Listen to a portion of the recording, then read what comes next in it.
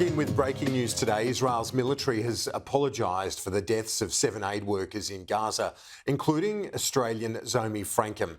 The senior commander has now said the airstrike was a mistake that followed a misidentification.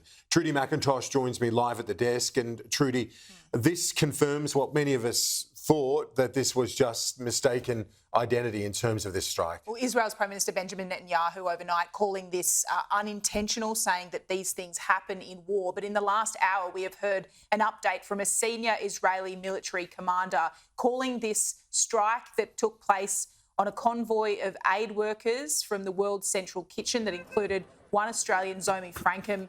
All 7 of these people died. It includes British citizens, Canadian citizens and the one Australian. There will now, Israel says, be an independent body investigating how this happened, how the convoy was struck, and that will be completed in coming days. They have called this a grave mistake, as I say, and are now saying that why it happened was a result of, quote, misidentification. Hey, this is Zomi and Sheffield. I want to be very clear. The strike was not carried out with the intention of harming WCK aid workers. It was a mistake that followed a misidentification at night during a war in a very complex conditions. It shouldn't have happened. We are sorry for the unintentional harm to the members of WCK. Australia and other allies like the United Kingdom and Canada were swift and strong in their condemnation of the attack on these aid workers. The Prime Minister Anthony Albanese this morning spoke to Prime Minister Netanyahu. He says in that phone call, Mr Netanyahu took responsibility for these deaths. He was able to once again press Australia's case that we want a full transparency and a full account of what happened. I expressed Australia's anger and concern at the death of Zomi Frankcom.